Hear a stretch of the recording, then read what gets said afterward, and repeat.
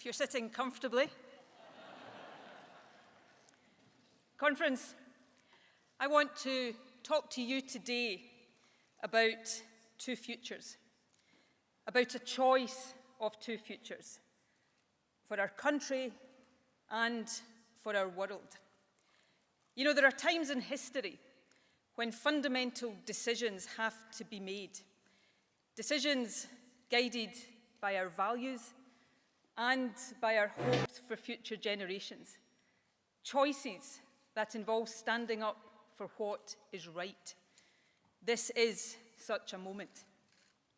Politics today is dominated in too many countries by strongman leaders with inflated egos and an overbearing sense of entitlement.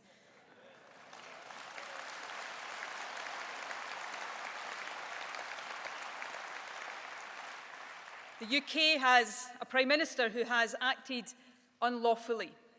He cares nothing for the human consequences of his disastrous Brexit policy. Indeed, virtually every day since he entered Downing Street, Boris Johnson has demonstrated on every level that he is thoroughly unfit for the office he holds.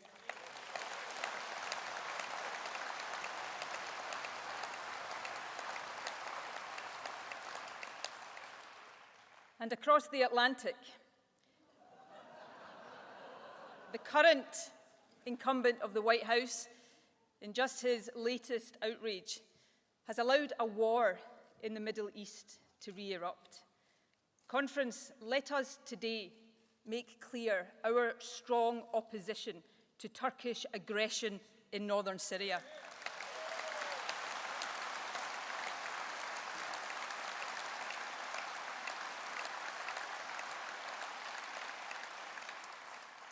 Kurds in Syria have been on the front line against ISIS.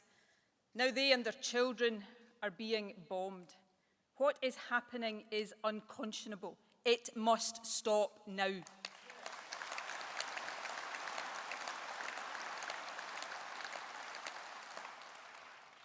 What leaders like Boris Johnson and Donald Trump have in common is this: a belief that nothing should be allowed to stand in the way of their own self-interest. Not facts or evidence, not the rule of law, not democracy, in some cases, not even basic human rights. Friends, we oppose the politics of Johnson and Trump, but let us be clear today that we reject their methods too. Crude populism tramples on the rights of minorities and tears at the very fabric of our democracy. That is not for us. That is not who we are.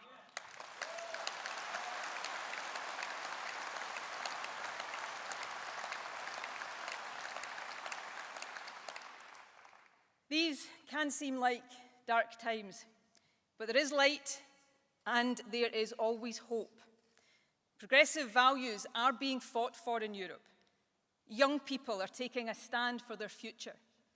And for Scotland, the hope lies in becoming an independent nation.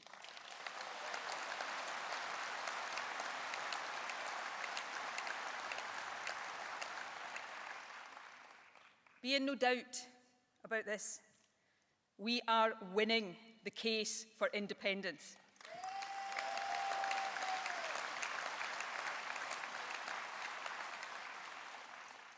The great Billy Connolly said last week that if Scotland would like independence, he would like it too. He said, Scotland's in great shape. Politically, it's in extraordinary shape. Conference, humbly, I agree.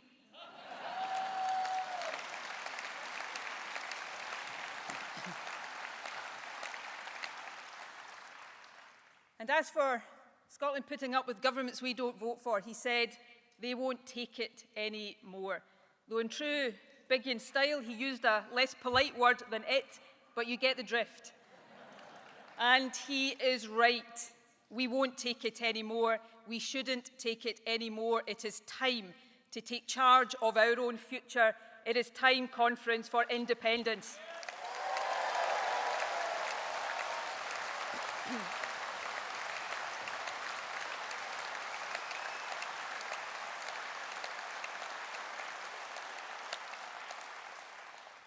We will win our independence, but not the Brexit way.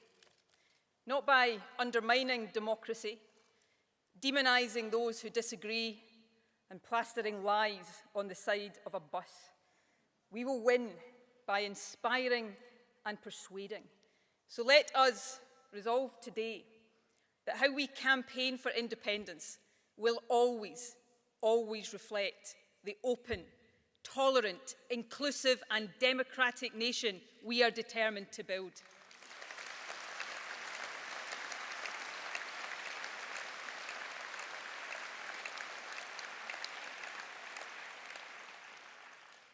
A UK that seemed possible to many just 5 years ago no longer exists. And a UK that was said to be impossible is now all too real. You know, I vividly remember in 2014, the director of the No campaign being asked about the prospect of Boris Johnson becoming Tory leader. He said it was, and I quote, a scare story. Now, coming from the architect of Project Fear, that was quite the accolade. It was a bit like being told to stop swearing by Malcolm Tucker. But his reasoning was this: Boris Johnson would only become Tory leader if the Tories lost the next election and got rid of David Cameron. He said the Yes campaign had to decide whether it was scaremongering about endless Tory government or about Boris Johnson. It couldn't be both. Well, guess what? We did get both. The Tories are still in power, Boris Johnson is Prime Minister, and those who led that No campaign will never be trusted by the people of Scotland ever again.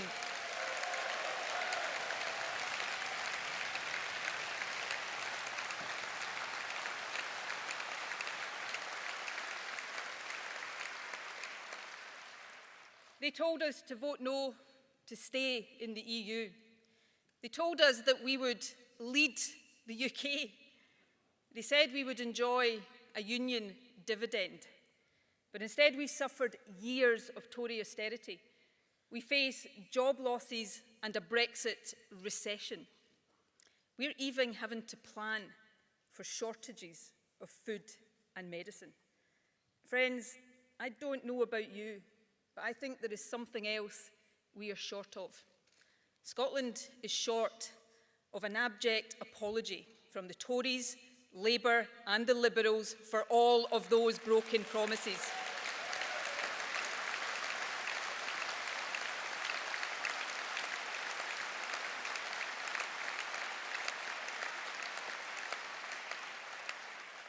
It is because of those broken promises that Scotland faces removal from the European Union now.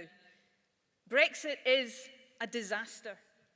Whatever happens over these next few weeks, it will continue to dominate Westminster for years to come. There is no sense in which it will be done.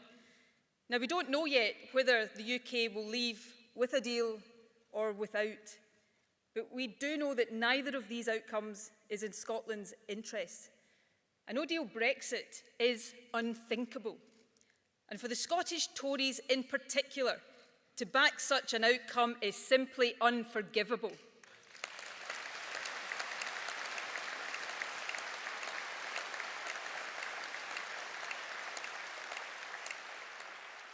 But a deal of the type Boris Johnson is proposing would not be much better. His plans would take Scotland out of the EU, out of the single market, and out of the customs union. Conference, let me make this absolutely clear today. SNP MPs will not vote for that. Not now, not ever.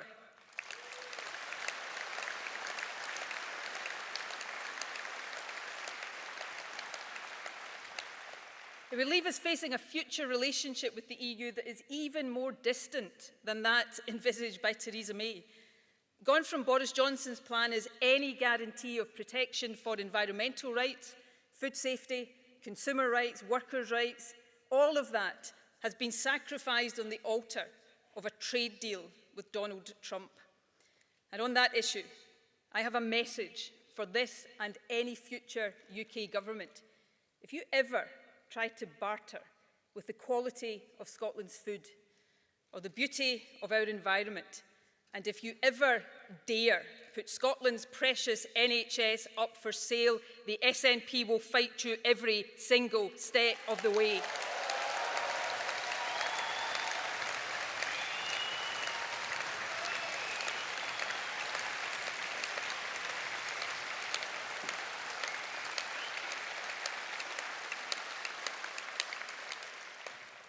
What makes Brexit so much worse for Scotland is that it is happening against our will. One of the sticking points in the negotiations with the EU has been the issue of consent for Northern Ireland. If there is to be a deal, it seems inevitable that it will include a process to allow Northern Ireland to decide if and for how long it will stay aligned to the single market and the customs union. And that's exactly as it should be. But think about what that will mean. Wales will have voted to leave. England will have voted to leave. Northern Ireland will be given a say over its future. Scotland will be the only country in the UK to be taken out of the EU against our will and with no say over our future relationship with Europe. That is not a partnership of equals. That is a denial of fairness and basic democracy.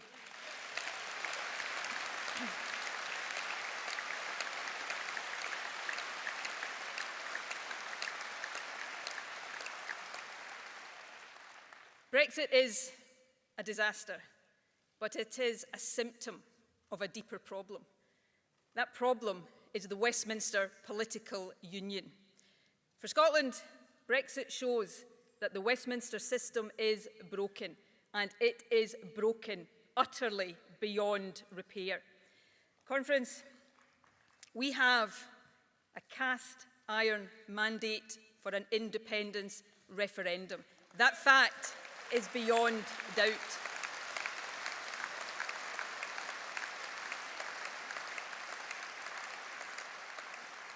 But we don't just have a right to offer the people of Scotland a choice over their future. In the circumstances Scotland now faces, we have a duty to do so, and that is what we intend to do.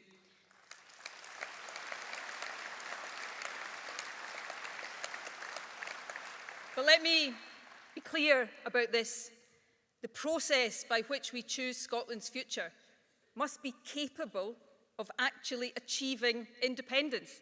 It must allow majority support to be expressed clearly and unambiguously. It must be legal, and it must have the recognition of the international community. Why? Because our job is not just to deliver a referendum. Conference, our job is to deliver independence.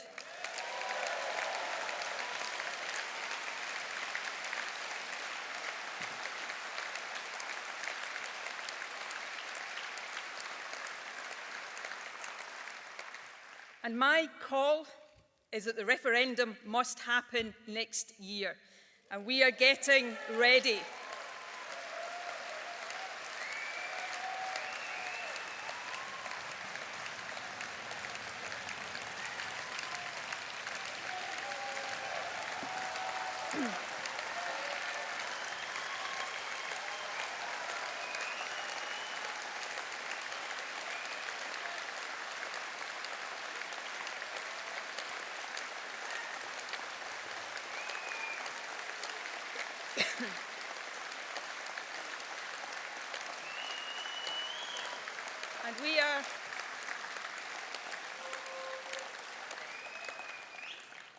And we are getting ready. By the new year, we will have completed our legislative preparations. We are already working to update the independence prospectus. And I can confirm today that before the end of this year, I will demand the transfer of power that puts the legality of that referendum beyond any doubt.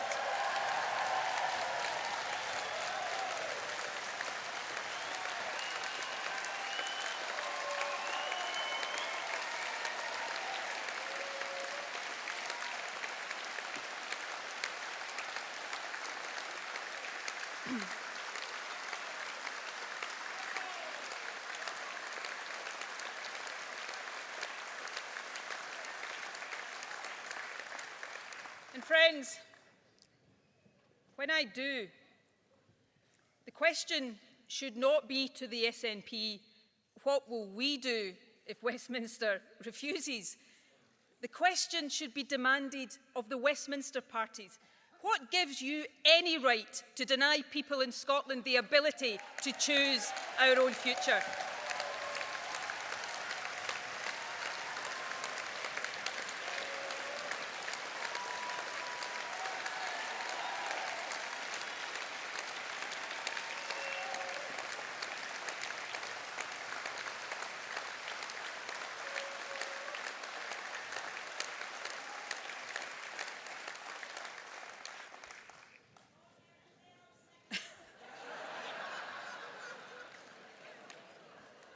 Conference, the Westminster refusal is not sustainable.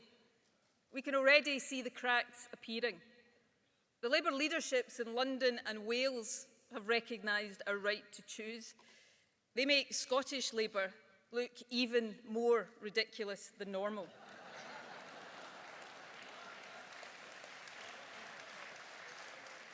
All of the other parties are so lacking in confidence that a referendum can be blocked that they're now trying to rig the question.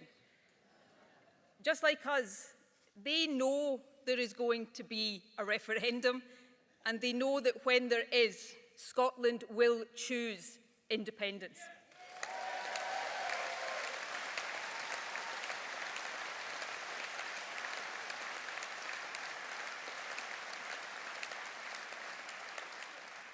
Support is rising. Our task is to build it even further and make the demand irresistible. And soon we will have the chance to show the strength of public opinion. A general election is imminent and it cannot come soon enough.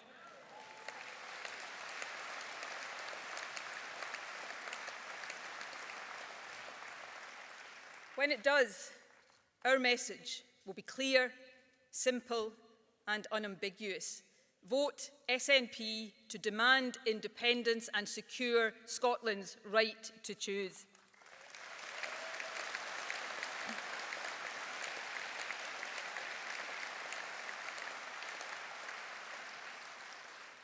And some polls suggest that an election might result in a hung parliament. Well, the SNP will never put the Tories into power. But I have a message for any Westminster party that wants SNP support.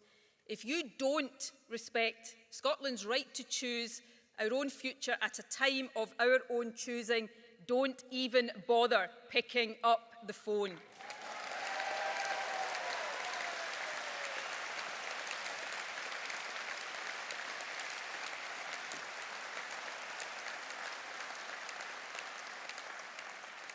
Conference, year after year, decade after decade, decisions about our future have been made by Westminster governments that Scotland has rejected.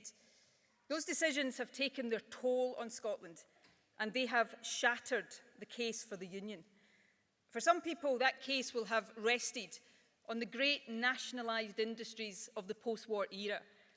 But those industries were abandoned by a Tory government Scotland did not vote for. For others, it will be the welfare state, a welfare state that is being dismantled by another government we didn't vote for. And for many, it will have been the vision of an open, tolerant, outward-looking society and a shared future in Europe. But even that is being taken away from us by a government Scotland did not vote for. Conference, I say enough. Enough of governments Scotland did not vote for imposing policies we do not support.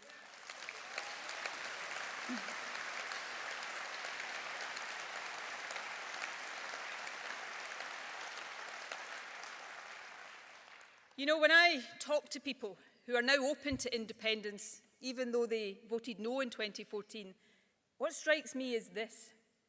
Their priorities haven't shifted. They still want an economy that works for ordinary people. They want a social security system that's there when they need it. And they want an equal partnership and the chance to play our full part in Europe. Those sentiments haven't changed, but the way to achieve them has.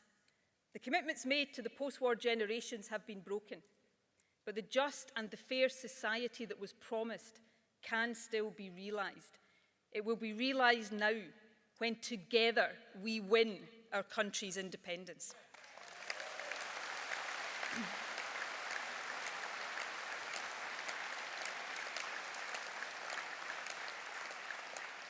Conference, it is inexplicable to me that anyone who cares about social justice would want to leave powers at Westminster, when that so often means leaving them in the hands of right-wing Tory governments.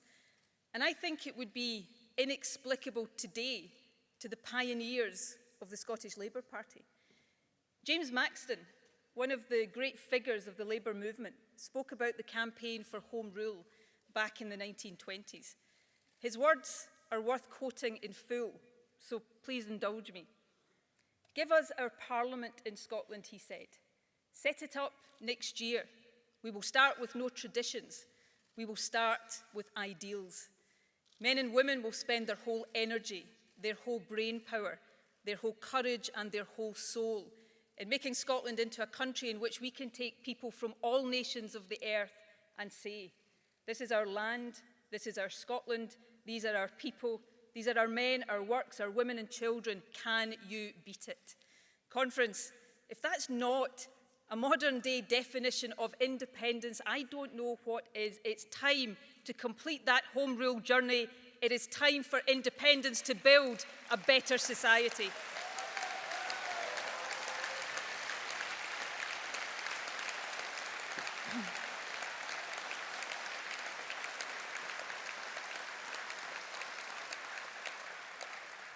In these turbulent times, our job is to bring hope, to be the confidence builders.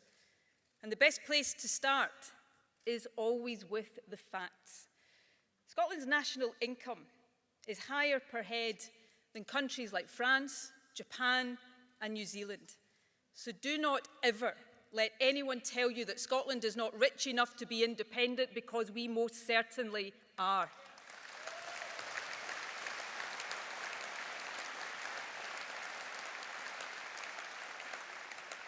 We have extraordinary strengths in energy, science and research, food and drink, tourism, financial services, creative industries, manufacturing, digital technology. So don't let them tell you that Scotland's economy is not strong enough to be independent either, or that we're not big enough.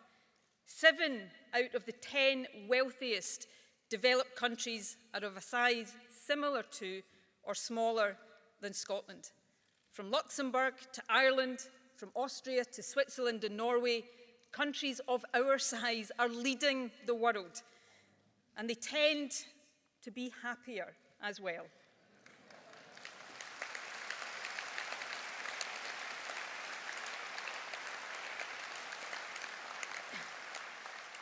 It's true. 8 out of 10 of the world's happiest countries have populations similar to or smaller than ours.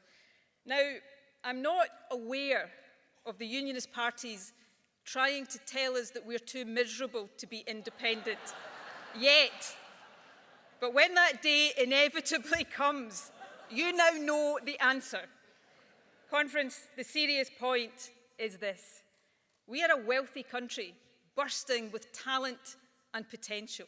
This is our Scotland, rich enough, strong enough, big enough to take our place among the proud, independent nations of the world, and that is what we must now do.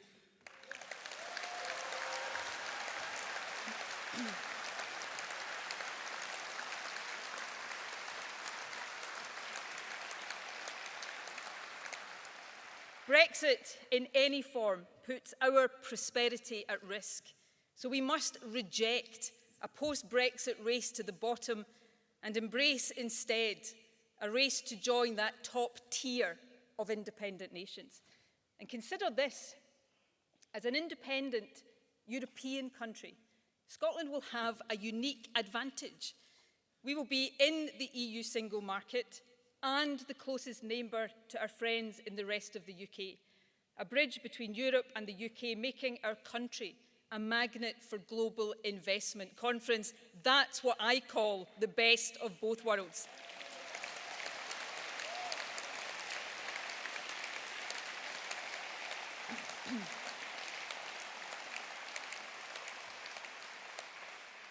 The foundations for independence are strong.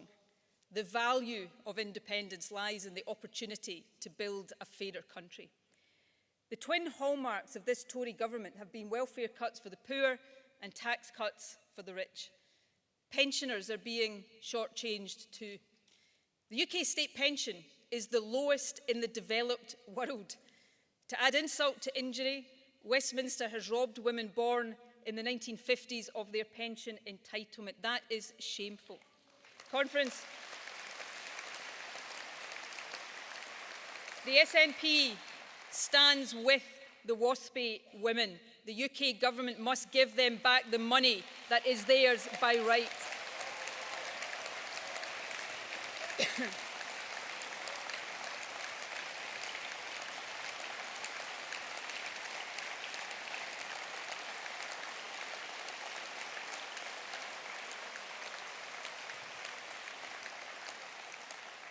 But on pensions, there could be even worse in store. A think tank set up by Ian Duncan Smith, that architect of universal credit, has suggested that the pension age should rise to 75. I say to the Tories today, if you ever try to bring this in, the SNP will oppose it all the way. But with independence, we can make our own choices. We can take responsibility and set our own priorities. And we can also decide what we don't want to spend money on. Nuclear weapons are immoral, but they are also a massive waste of money.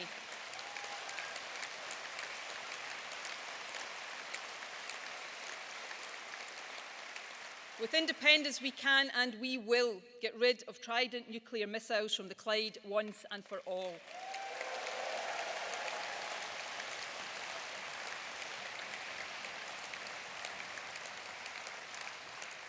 And here's another idea for saving some cash: the House of Lords. The second biggest legislative chamber in the world after the National People's Congress of China. You know, in one term, there were 63 peers who failed to speak at all, but they still claimed more than £1 million between them just for being there. The House of Lords is undemocratic and outdated, and with independence, we won't have to contribute a single penny towards it. We can have a modern parliament with a written constitution instead.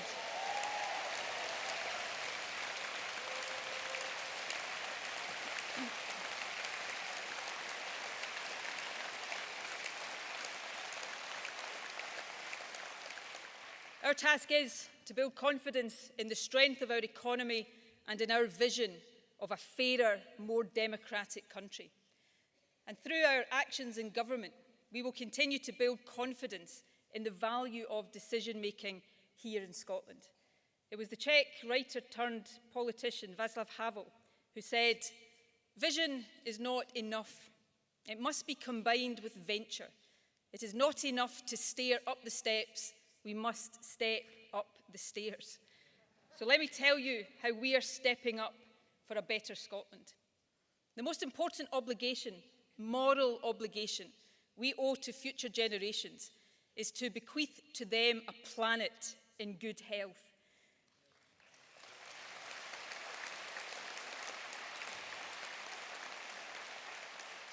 The young climate activist Greta Thunberg has faced a predictable barrage of criticism from certain quarters. Those who hurl insults at her should take a long, hard look at themselves.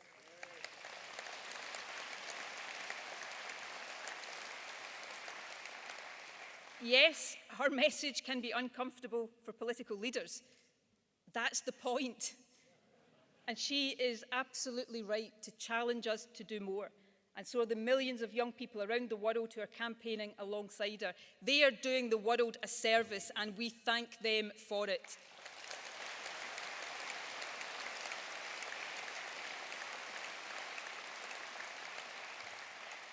The urgency and global scale of the climate emergency means we must work across borders. Now is the moment for the world to show what it is capable of. Let us resolve today that Scotland will lead the way. We are already a world leader in renewable energy and new sources of power. This wonderful new conference venue is an example of that. Hydrogen fuel cells are powering the hall in which we are gathered right now. We've already halved our greenhouse gas emissions, and I am very proud that just last month we passed legislation to ensure that Scotland will be a net zero emissions nation by 2045, years ahead of the rest of the UK. That is leadership.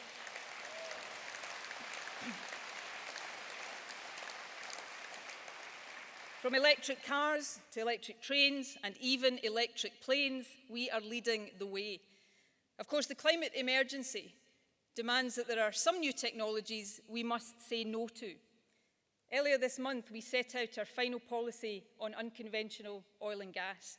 We listened to the evidence, we considered the impact on climate change, and we came to this conclusion. Our SNP government will not issue any new licences for fracking. There will be no fracking in Scotland.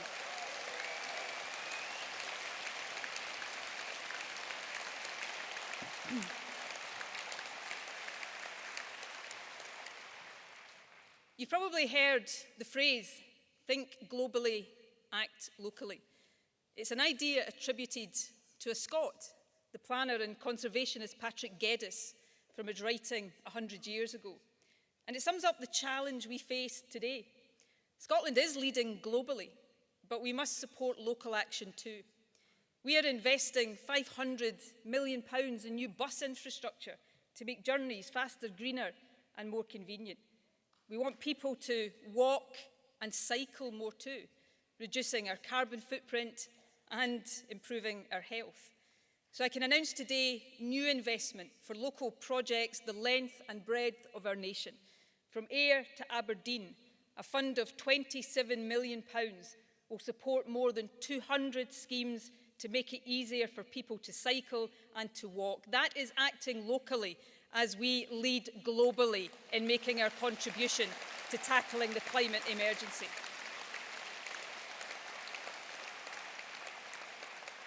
We're taking steps to tackle inequality too. The social security system should be there to narrow the gap between rich and poor. But Tory welfare policy is widening that gap.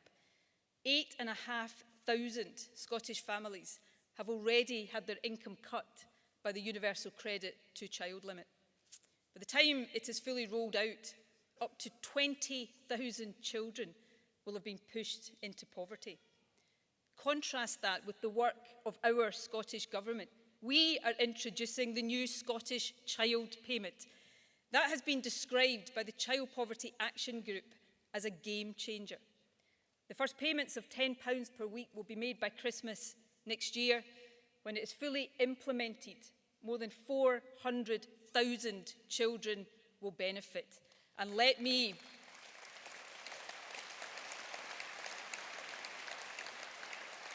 be crystal clear about this.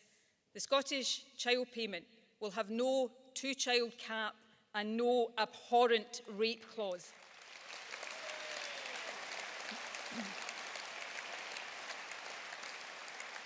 Conference, there's the difference between the Tories and the SNP in a nutshell. They push children into poverty, the SNP lifts them up.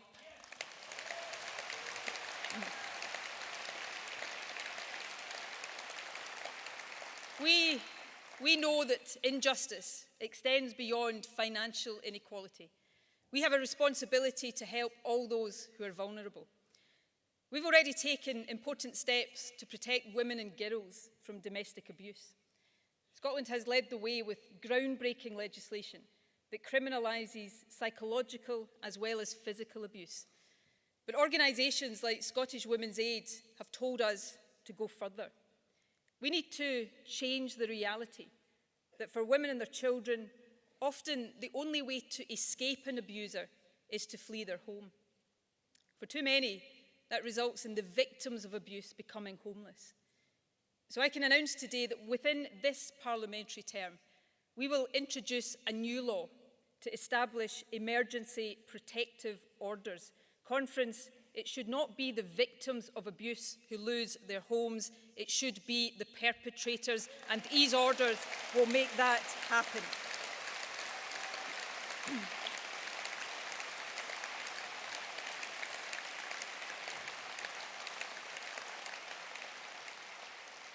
Conference, up and down our country, every day, our fellow citizens are cared for by our National Health Service.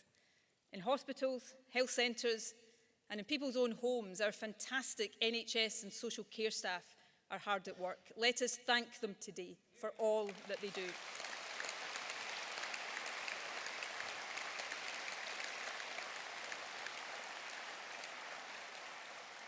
In keeping with the founding principle of our health service, the care they provide is free at the point of need. You know, free personal care was one of the proudest achievements of the early days of devolution. And I am proud that in April this year, our SNP government extended it to everyone who needs it, regardless of age.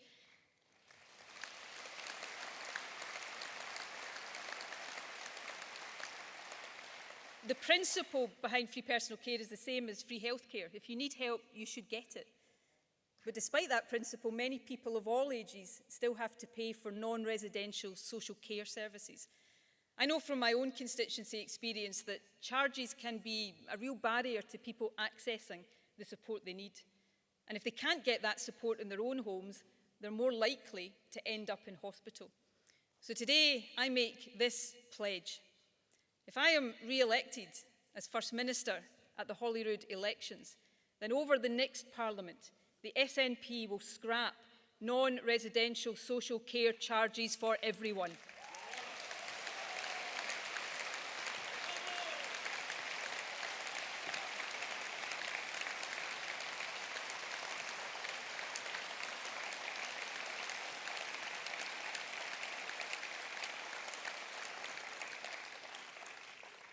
Friends, when I became First Minister, I set my government a clear priority: education. And there is no policy more transformational and with more potential to raise attainment in the years to come than the expansion of early learning and childcare. By August next year, we will have all but doubled the hours children receive. They will benefit from 30 hours a week of high quality, free care and education. And it will save families £4,500 a year for each child. Conference, that is worth more than any tax cut any Tory government is ever going to deliver to hard-pressed families in Scotland.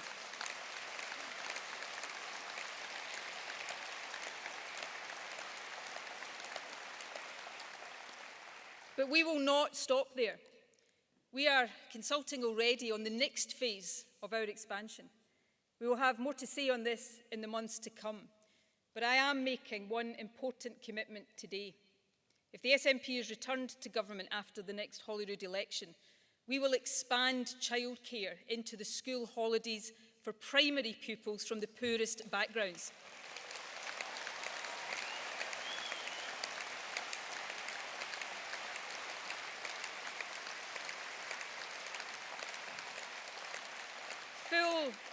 Full days of high-quality childcare, freeing parents to work to help them lift their families out of poverty. Conference, we are building confidence in the power of decision-making to change lives here in Scotland. You know, in government, we put our ideals and our values into practice. and we do so for everyone who lives in Scotland, no matter where they come from.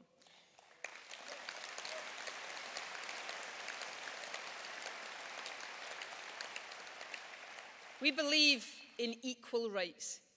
That's why we have introduced a new law to extend the right to vote in Scottish elections to citizens of all nationalities legally resident here, to everyone,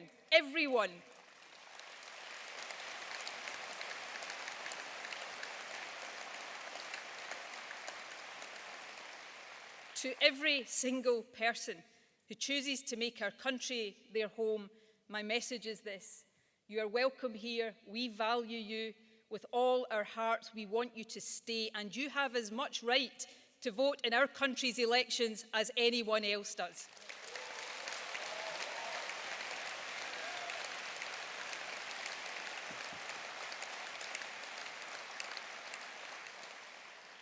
That is a demonstration of the kind of country we are seeking to build. An independent Scotland will be a voice that celebrates and champions diversity. There will be no hostile environment for migrants in an independent Scotland.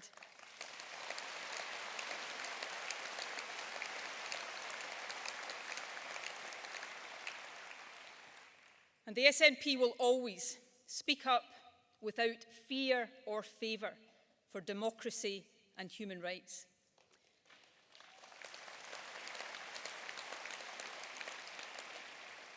As First Minister, I understand only too well the importance of the rule of law and of standing up for it in these troubled times.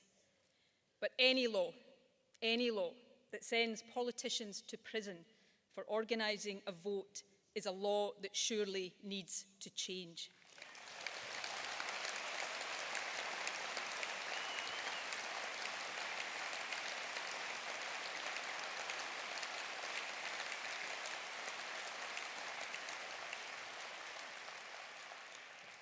Politicians and activists from Catalonia given prison sentences yesterday by a Spanish court are peaceful campaigners for the right to self-determination, just like we are.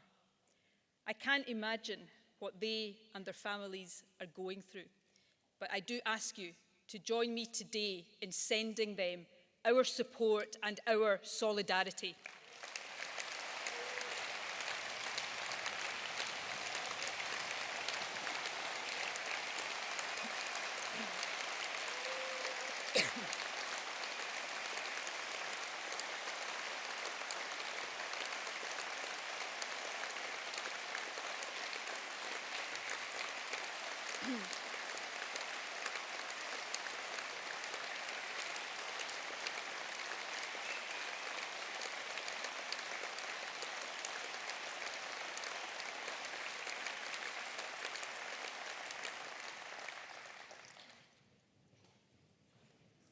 Conference, it is time for Scotland to choose our own future.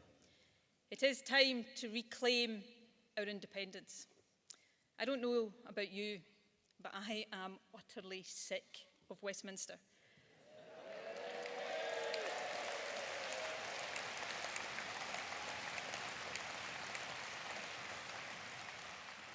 I'm sick of Brexit.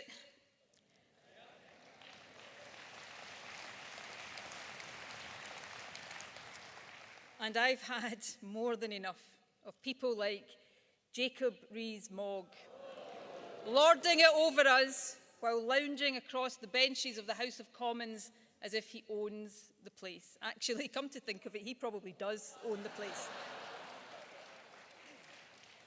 The people of Scotland are seeing all of this for what it is: a broken political system, a so-called union that imposes on Scotland time and again governments we don't vote for.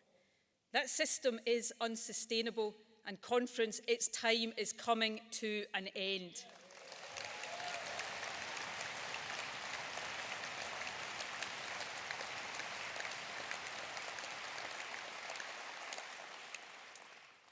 And what will we build in its place?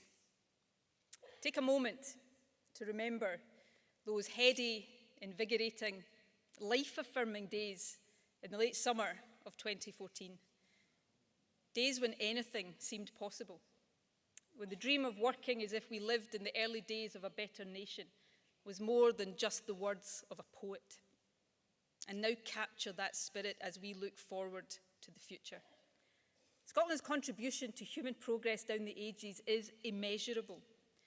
But perhaps our greatest contribution will be this: a new country founded on hope and a vision of shared humanity and compassion, a light in a world that seems dark. You know, the Irish historian Owen Dudley Edwards once wrote this: "I discovered I had become Scottish long before I arrived here. To be Scottish was to enter the world of Scottish imagination. To be Scots is to be told that you are welcome and make yourself at home." And what is that idea of being home? It's feeling safe and secure and loved, a place where everyone's ideas and talents can thrive, a place of comfort, a home for laughter and joy, for everyone who comes here, no matter where you are from. That is the Scotland we are seeking to build.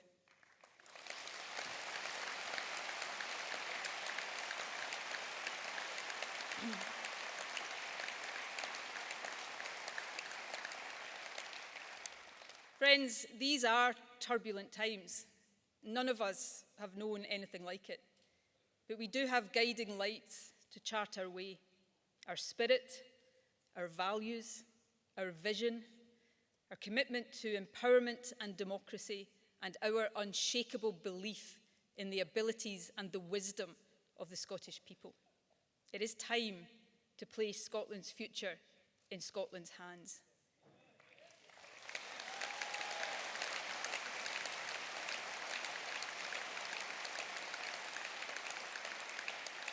To take our own decisions and chart our own course.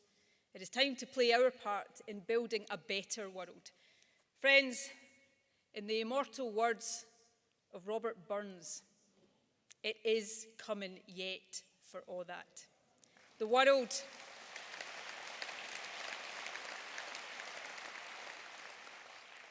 is waiting for us, so let's win our nation's independence.